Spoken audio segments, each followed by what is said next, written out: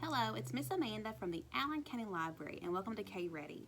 Today we're talking about one of my favorite characters that I read as a child, and that's Corduroy.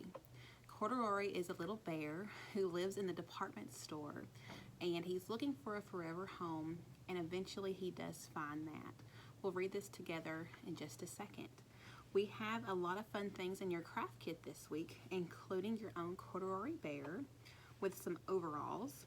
You're going to have some adhesives to help you put things in place today. And you have an envelope with a pocket and a button. And once we read the story, you'll know what those things are for. You also have a bunch of buttons that you're going to be able to sort and count, and that will be part of your activity that we'll practice together after our story. Have you noticed that it's gotten darker outside a lot sooner? So our time changed. It fell backwards, didn't it?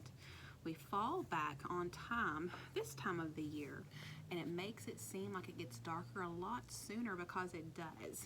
But really, if you think about it, we're just an hour behind. We'll catch back up in the spring.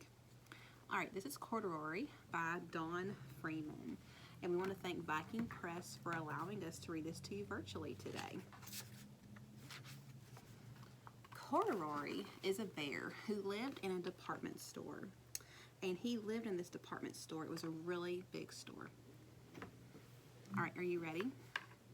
Corduroy is a bear who once lived in the toy department of a big store. Day after day, he waited with all of the other animals and dolls for somebody to come along and take him home. The store was always filled with shoppers buying all sorts of things, but no one ever seemed to want a small bear with green overalls. Then one morning, a little girl stopped and looked straight into Corduroy's bright eyes. "Oh, Mommy," she said, "look, there's the very bear that I've always wanted." "Not today, dear," her mother sighed. "I've spent too much already. Besides, he doesn't even look new.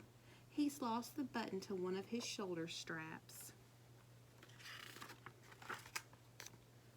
Corduroy watched them sadly as they walked away. "I didn't know that I'd lost a button," he said to himself. "Tonight, I'll go and see if I can find it."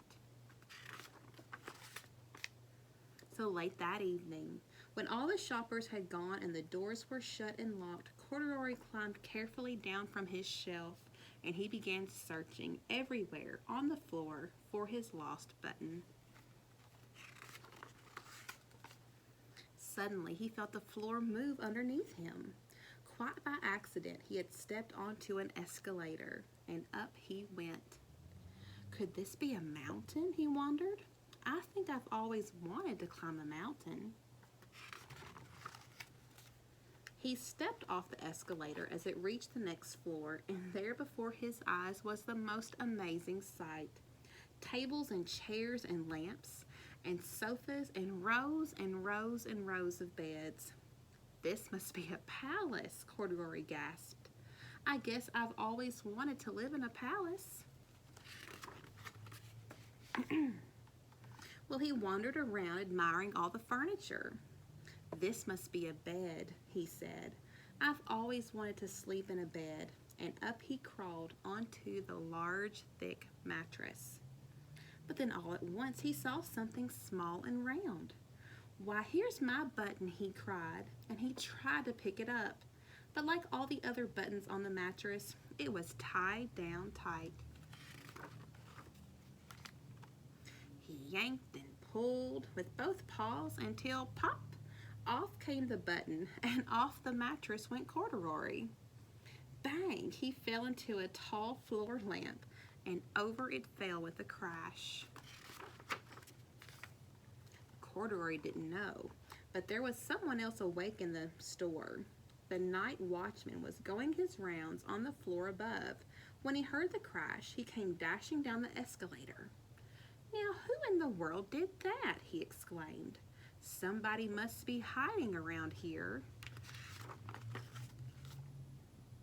He flashed his light under and over sofas and beds until he came to the biggest bed of all, and there he saw two fuzzy brown ears sticking up from under the covers. "Hello," he said. "How did you get upstairs?" The watchman tucked Corduroy under his arm and carried him down the escalator, and he set him on the shelf in the toy department with the other animals and dolls. Corduroy was just waking up when the first customers came into the store in the morning. And there, looking at him with a wide grin, was the same little girl he'd only seen the day before. "I'm Lisa," she said, "and you're going to be my very own bear. Last night, I counted what I had left in my piggy bank, and my mother said I could bring you home." "Shall I put him in a box for you?" the sales lady said. "Oh, no, thank you," Lisa answered, and she carried Corduroy home in her arms. She ran all the way up the 4 flights of stairs into her family's apartment and straight to her own room. Corduroy blinked. There was a chair and a chest of drawers, and alongside a girl-sized bed stood a little bitty bed, just the right size for him. The room was small, nothing like the enormous palace in the department store. "This must be home," he said. "I know that I've always wanted a home." Lisa sat down with Corduroy on her lap, and she began to sew a button on his overalls. "I like you the way you are," she said, "but you'll be more comfortable with your shoulder strap fastened." "You must be a friend," said Corduroy. "I've always wanted a friend." "Me too," said Lisa, and she gave him a big hug. And that is Corduroy by Don Freeman. All right, we're fixing to get started with our craft today. So in your bag, you have a bear, and usually Miss Amanda allows you to skip a step, and you already have your bear or whatever object we're looking at already pre-colored, usually with construction paper or things like that. But today, the kindergarten skill that we're working on is following simple instructions and completing a task until it's finished. So we want to look at our story that we read, and it's Corduroy, and he is a brown bear with green overalls, isn't he? So we're going to color this bear brown, and we're going to fasten on his green overalls today. So I want you to find a brown crayon at your house. I'm sure you have one laying around. And I want you to color your bear all the way brown. I don't want you to leave a spot uncolored. This can be a little tricky sometimes, parents, because your kids are going to say, "I don't want to. I'm tired." When they get to kindergarten, they can't use that as an excuse. So let's try today to follow simple instructions and complete a task until it's finished. We'll color the head together as a group, and then we will rush through the video until you can come to the part where we fasten on our overalls. Okay? So, yeah, it's a big bear, right? It's a lot to color for a little guy or a little girl. But let's break it up so it doesn't seem that scary, okay? I think it's a little closer. So let's just start with an ear first. See the ear? Well, let's just start by coloring this ear. And I'm just going to go all the way around until we get to the other side. Now, when I say color it in completely, it's okay to have a few white spots. I just want to make sure that your child understands the concept of making sure to do their very best and color something until it's finished. So I got that upper part of their ear finished. Now I'm going to go down below it. And I might go ahead and leave the whites of his ears white. All right, do you see that? It's a little hard to see. Maybe at the end you can see it better. We got one ear colored, so now let's go to the other ear and do that same process. When you look at a big, let's just relate this to cleaning your room. I have a stepson named Caden, and I love my stepson to death. But like most little boys and girls, cleaning their room is just not something they want to do all the time. And Caden has issues sometimes of he sees that big mess that he's made and he thinks there's no way I can clean this up by myself. If you look at the whole room, yeah, it's a lot to clean up. But let's just focus on this first. And when you complete that, then you can do the next part. And before you know it, after you do small little things and you finish those small little tasks, before you know it, everything's done. So we're going to focus on small areas at a time. I got these 2 ears finished. So now I'm going to connect those 2 ears by coloring the forehead. And then we'll go down to his eyes, starting from one side to the other. Try to see how, I guess the word is meticulous, your child is being. Are they being really fast? Are they taking their time? If this is their first time coloring something, don't judge them too harshly on the work that they're doing. If they are trying to complete this project, they're on the right page.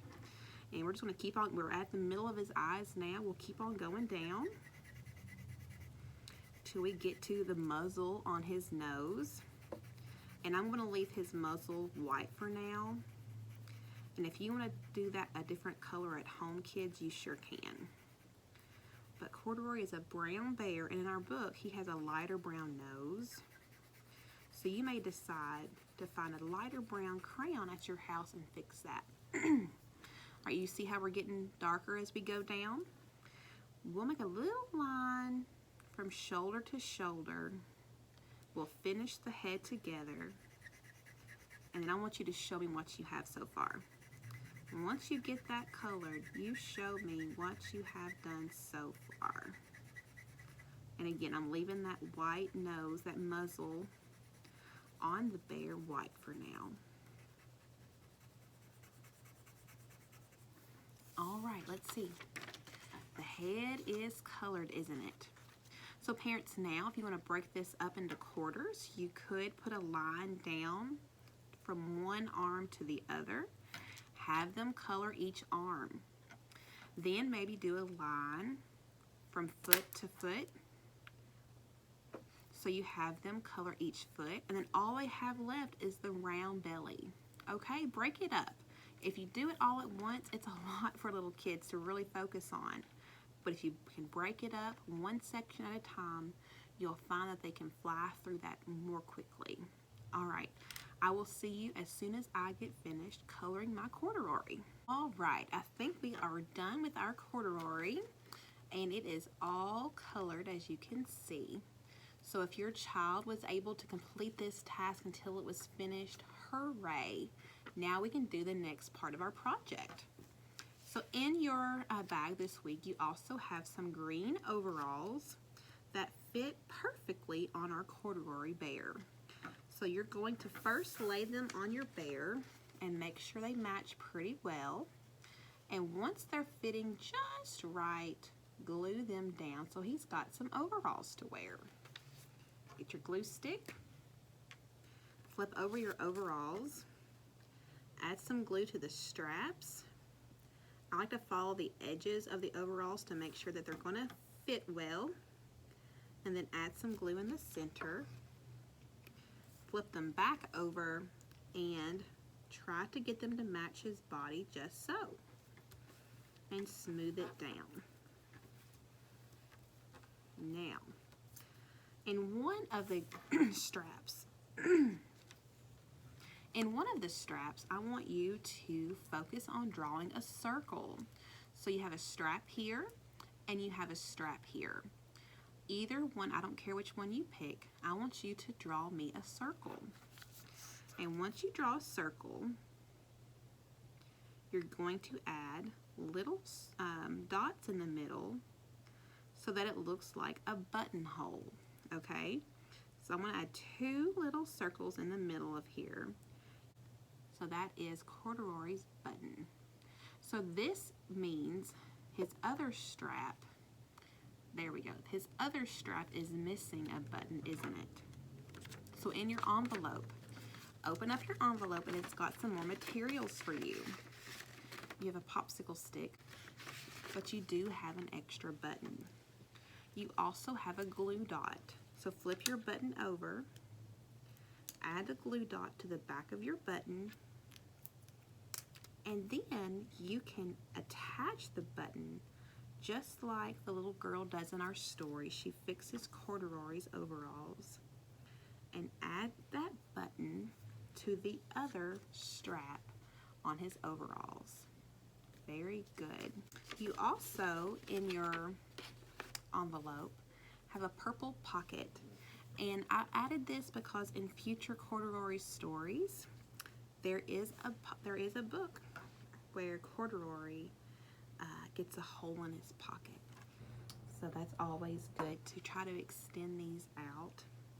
I want you to add the pocket to the bottom of your Corduroy's overalls. And I like adding little hash marks so they look like stitches ever so often on the pocket. All right, very good. Now in your bag, remember, here's the popsicle stick.